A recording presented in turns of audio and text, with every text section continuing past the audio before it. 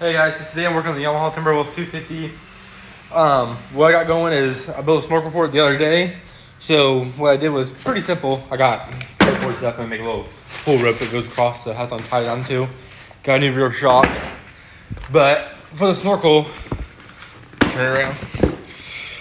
What I did is I have an airbox to a PVC fitting to a rubber hose so I can take it on and off with just those hose clamps to a 2-inch male and a 2-inch female connect end to a pipe, run across to another 2-inch rubber pipe, and then on that I got cut a hole through here for the hole, and then the snorkel piece right here. And I did the rubber so this can go in here just like that, and that clamps to that, so that holds it in place. So that way, if I go to take it off, I don't have to cut the PVC pipe. It goes off in like 2 minutes, and I can keep going back and forth. So that was definitely a big help. But I got a lift kit, came for it.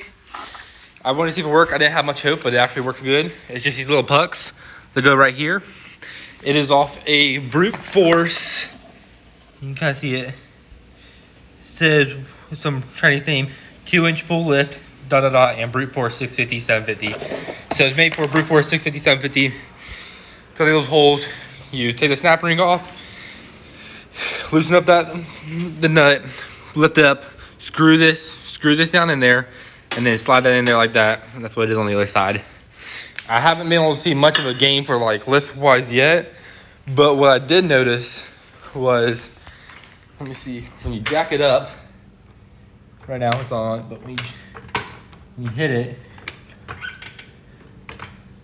it keeps going.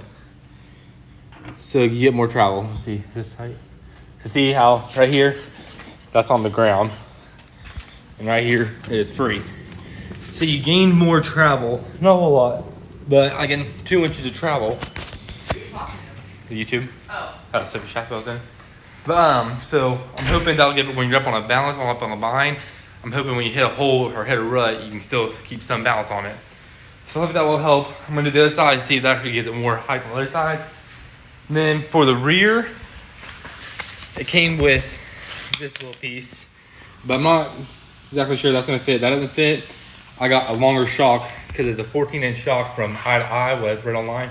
So I bought one of those because I need a new one anyways. And then I bought a 16.5-inch one. So that should give it the 2 inches height on it if this doesn't work. So, yep, I'm gonna get the other side done and then go from there. Alright, so you take the snap ring off. So, pretty easy, pretty simple, just like that. Take some big pliers. I think it's like a 37, 38, probably millimeter, but I don't have that big. So, I'll do that real quick. Comes off pretty easy.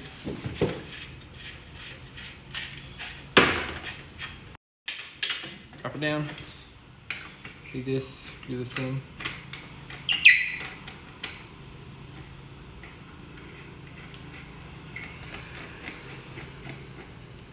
And when you screw the other side, I'll screw that side. Jack it up. So, I mean, honestly, it's great if it could like have enough that height for the tire. I don't think you'll ever get that much out of it for height wise. Then screw this tire back down.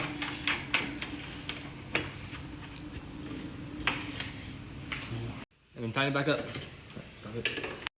Okay, so I got that on. Just had to take some channel locks on the bottom and channel locks on top, and then just twist it around and put the snap ring in. It worked out great. That's how it sits right now. Seems a little taller, but I'm gonna put the plastic on so you can really see. This is what I was saying with the snorkel. I got it set up where this hole here, and then set up right there with a coupler. So that's the height set. That sets there. Zip underneath here. It goes and just connects it and tighten it down, and you're good to go. Okay, so I got the front done. Came out good. So now I'm gonna do the rear one. And for the rear, I got a whole new shock, a little bit longer. And hopefully that should make it even with the front. So we'll see how that goes. There's the front. It's got those little spacers on, work good. And then the back, there's a longer shock. All right. So I got the spring out. Here's the difference. This is the new one, that's the old one. So hopefully it works. It looks like it's the same size, and it's a little bit fatter. So see what I can do to get that shimmed in there, and then maybe adjust it down a little bit. Okay guys, so here it is. I had to finish the headlights, so I took the thing off, how to cut those off. But this is it lifted. It definitely did more, because before I could touch my feet on the ground, now I cannot touch my feet on the ground. The back's probably like a 4-inch lift in the back and a 2-inch on the front. It is like leaning downwards a little bit. Like I said, I got to finish the wiring on the front for the headlights, but it's definitely taller, definitely bigger. So I'm gonna see if I can put the 25, 26s on it. Right now it's got 22, so I'm gonna try to put like a 3-4 inch tall tire on it. And it should do good to hog waller. Alright, so I put on these 26s mud lights. I'll turn this dial back up and see if it starts. There it is. 26s, it's leaning forward a whole lot. I might get another 3-inch put on the front, pick the front up, because the front's got a lot more travel I can go to. But other than that, seems like it's gonna be good. Should ride good, should do good. So yeah, 26s and 23s on the front. So I want to get some bigger tires, but they're not 4-110 on the front. So I gotta figure that out. But I might just lift the front up more, because it's two-wheel drive. I don't need big front tires anyways on it. So yeah, that's how it sits. I'm gonna finish up with the lights and then go from there. Okay, so I came here. I brought the Big Bear 400. My girlfriend, she's on the 250. She's doing it. I only put her in first gear right now. This is the first time driving a 4-wheeler, but she's doing great. I love it.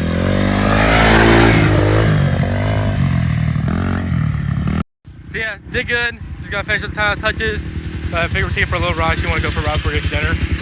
So can't say no to that. So here we are. Time to wrap up and go home.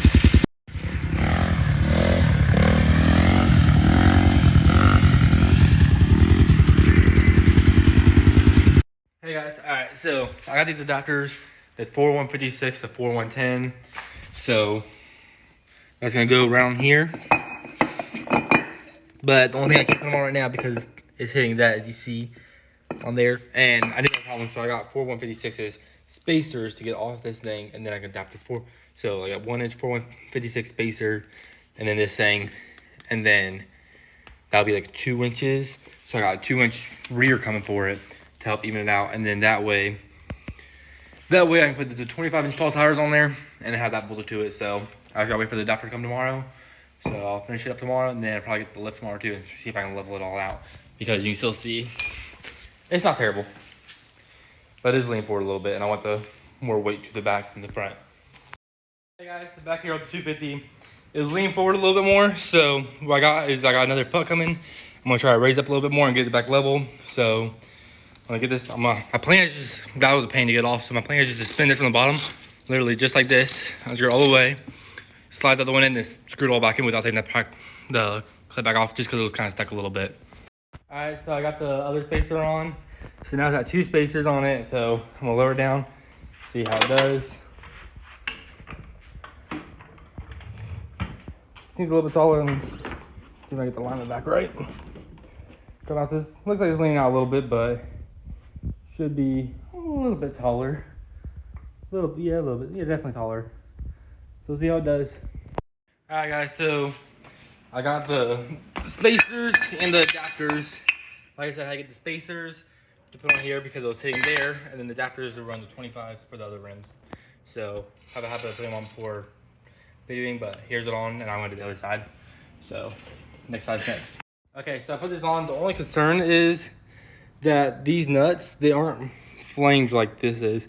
It's flat, so I had to get them perfectly centered and then just tighten down as best I can, so hopefully it won't loosen up or wiggle and come apart. So best of luck, hopefully it stays.